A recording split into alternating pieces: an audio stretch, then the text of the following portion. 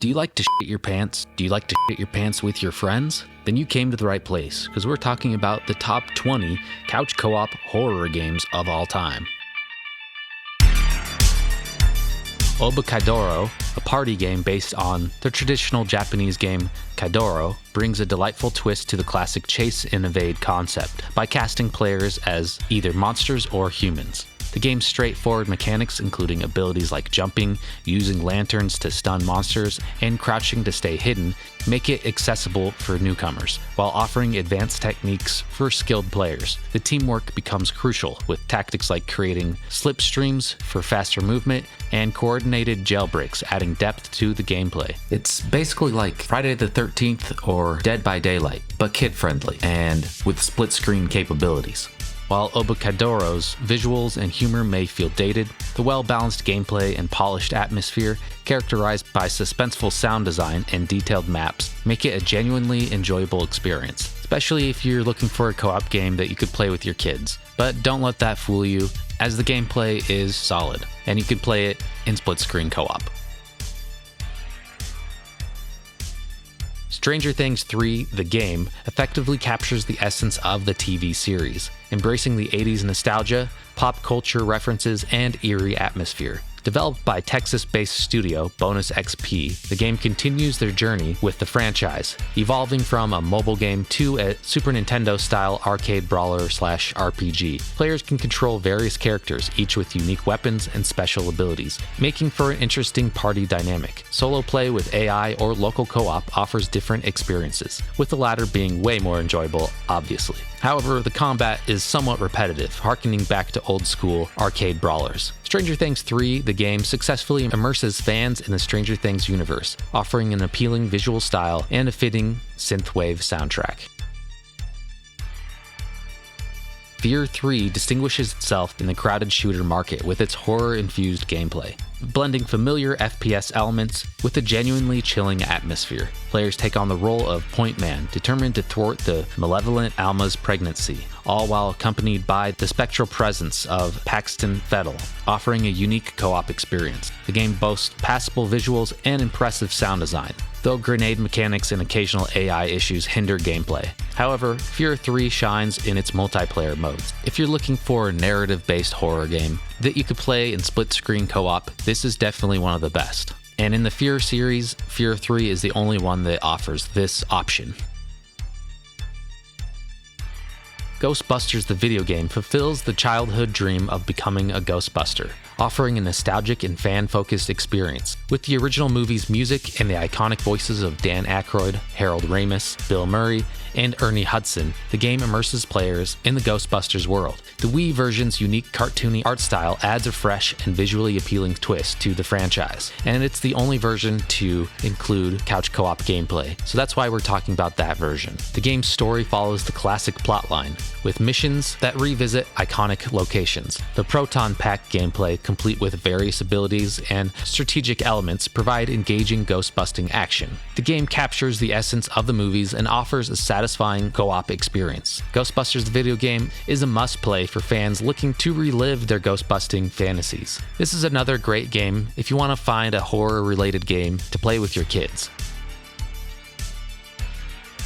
7 Days to Die introduces a thrilling blend of survival horror, crafting, and world-building mechanics, reminiscent of beloved titles like Minecraft and Ark: Survival Evolved. While it's clear that the game is ideally suited for PC, the console versions still offer an enjoyable co-op experience. Playing with a partner adds an exciting layer of cooperation and strategy. Resource collection becomes a shared endeavor as players work together to gather materials efficiently. Crafting, while initially challenging due to inventory quirks, becomes a collaborative effort, with players combining their skills to build a secure shelter. Facing the long and perilous nights is much more manageable with a buddy by your side, and the feeling of battling through adversity together creates a strong sense of camaraderie. While the game does have some technical hiccups, especially in online play, the co-op mode shines as a testament to teamwork and survival in a harsh post-apocalyptic world.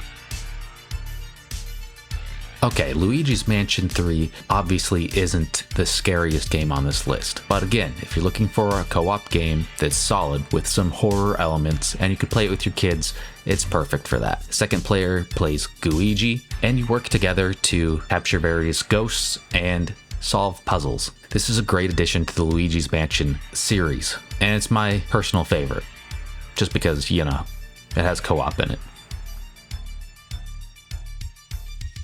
Vaccine Rebirth is the latest game on the list. It's an indie title that accurately recreates the 32-bit survival horror look and feel. So if you're a fan of games like the original Resident Evil or Silent Hill, this one will be right up your alley. And you can play it in split-screen co-op, which is something I always wanted to experience. This game introduces roguelike elements, and this can be a positive or negative. It's cool to see the environments constantly changing, but it ends up being sometimes less than interesting game design. You'll see some similar environments throughout your playthrough, so it's not exactly perfectly implemented. But I think they did a really great job of paying homage to early survival horror games. This is a new indie game that should get a lot more attention. Give it a try.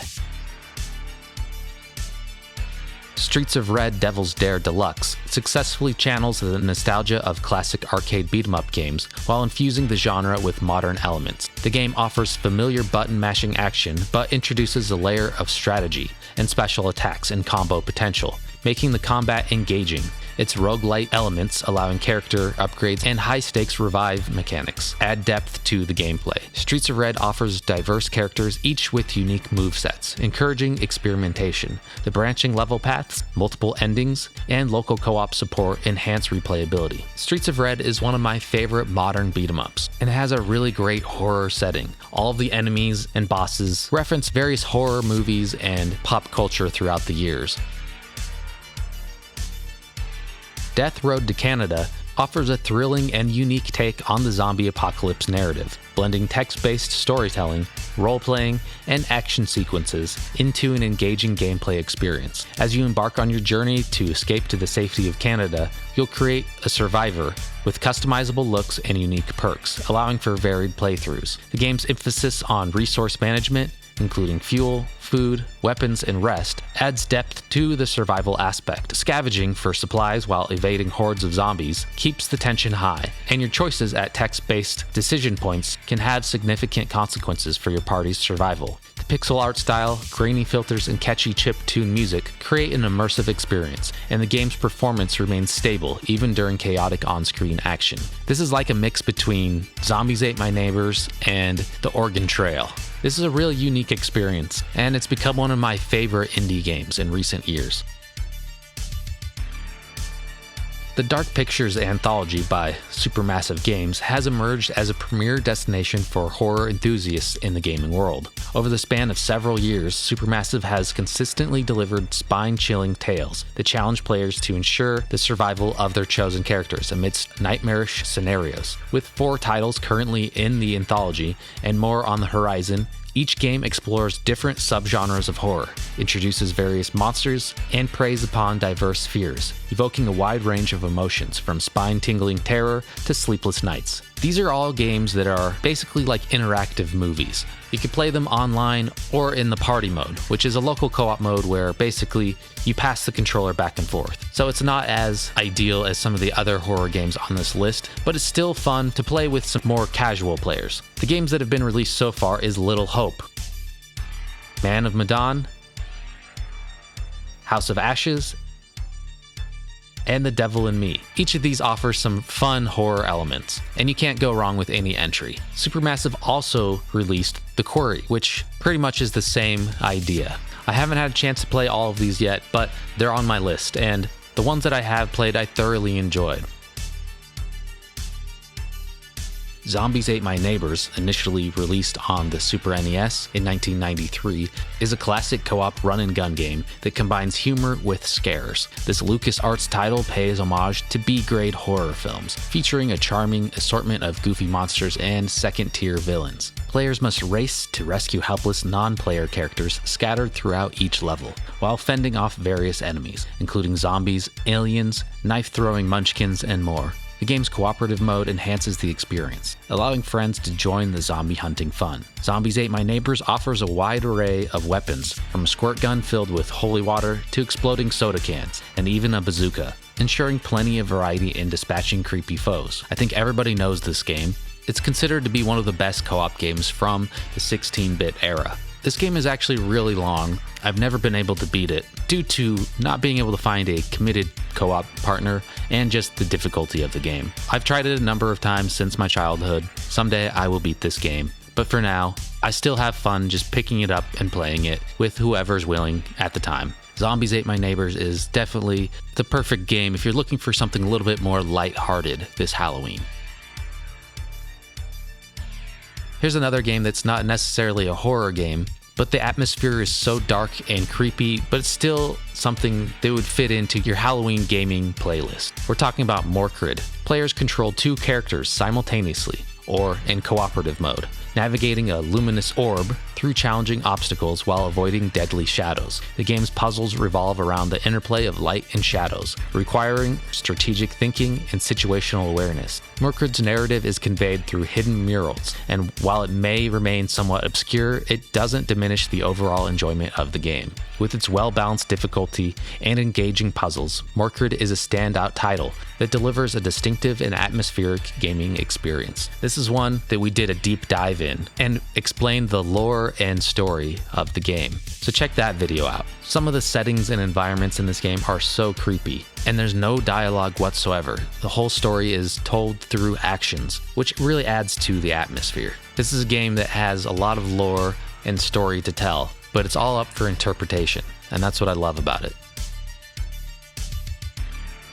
Seven Mansions, the Natsu no Haiken, presents a horror adventure reminiscent of Resident Evil, but with its own unique twists. This game came out exclusively in Japan on the Sega Dreamcast, so it's one of the harder to find games on this list, but it might just be the first co-op survival horror game of all time, so I wanted to talk about it. It recently got a fan translation, so you can actually play this game in English now. Set on a remote resort island with 7 mysterious mansions, the game draws players into a suspenseful narrative as they search for their missing father. While the gameplay can feel somewhat lacking due to less intimidating enemies and occasionally frustrating controls, precision in aiming and versatile viewing options, including a third-person perspective, add depth to the experience. But the standout feature is the 2-player cooperative mode, enhancing the overall enjoyment. The game's atmospheric music, character designs, and voice acting contribute to its immersive quality. Overall, Seven Mansions is an underrated game that more should know about.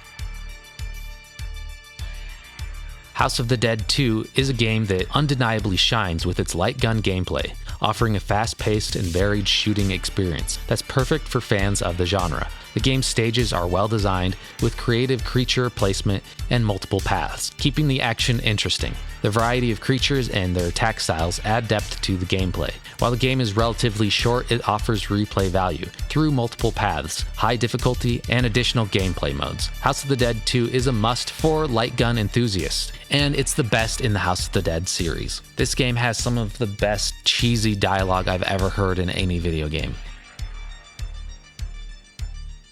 Overwhelm takes a fresh approach to the roguelike genre, aiming to set itself apart by instilling fear and dread within its atmosphere. The game plunges players into the haunting depths of the Hive, offering pixel art aesthetics and Twitch-control platforming common to the genre. As you confront merciless enemies, your journey unfolds with an ever-present sense of doom, heightened by a tense soundtrack and grinding sound effects. Each path in the Hive offers different challenges, and death is swift, forcing a delicate balance between caution and quick reactions. Overwhelm's unique twist lies in the ability to tackle bosses in any order, shaping your experience and increasing the game's difficulty. This game is brutally hard, and it's not exclusively a horror game, but it definitely has a creepy atmosphere, and this is a really great time with a friend. Obscure originally came out in 2004 on the PlayStation 2. This is another survival horror game that kind of plays up the cheesy teen slasher genre. The acting and story is pretty bad, but it kind of rides the line of being so bad it's good. However, the gameplay is solid here. What sets it apart from other survival horror games is the use of light. You use a flashlight to stun the enemies, and when you do that, you can then effectively avoid them or attack them. This is a fun gameplay mechanic, and when you can play it with a friend, trading between weapons and shining the light ends up being a great cooperative experience. I don't know if I would want to play this game in single player, as I just don't think it would be nearly as fun, but if you can find a friend to laugh at the campy dialogue, I think this one is a great addition to any survival horror collection. The zombie modes in the various Call of Duty games have always been a staple for some co-op horror. The best way to experience this is in Call of Duty Black Ops 3's Zombie Chronicles. This collection compiles 8 remastered maps from World at War through Black Ops 2, featuring enhanced graphics, audio, and Black Ops 3's Zombies features. It's a nostalgia-packed greatest hits compilation that caters to both newcomers and seasoned zombie players, offering a diverse range of maps and strategies. The technical improvements, including atmospheric enhancements and outstanding audio upgrades, breathe new life into these iconic maps, intensifying the classic zombie experience. The incorporation of Black Ops 3's features adds a refreshing twist and modernizes the older maps, without compromising their essence. Zombies Chronicles is a must-have for fans, delivering an exhilarating and revamped zombies adventure that stands the test of time. Contagion offers a refreshing take on the survival horror genre. Set in a post-apocalyptic zombie outbreak world, reminiscent of Valve's Left 4 Dead series, it combines fixed level design with dynamic elements, keeping each playthrough fresh. The game's randomization of routes, enemies, and item placements adds an exciting layer of unpredictability, enhancing replayability. Contagion excels in creating a survival-focused atmosphere, with relentless zombies requiring precise shots and controlled actions to avoid being overrun. While the graphics show their age, the sound and animation hold up well. The bot allies unfortunately fall short, but they can be disabled. But obviously, the best part about this game is you can play it in split-screen co-op. The controls, though clunky, contribute to the overall experience. Contagion may not revolutionize the genre, but its balanced blend of action, horror, and survival, reminiscent of classic zombie movies, makes it a compelling choice for enthusiasts seeking a slower-paced, tension-filled zombie adventure. And if you're like me, this one just went under your radar, so I recently just discovered this game.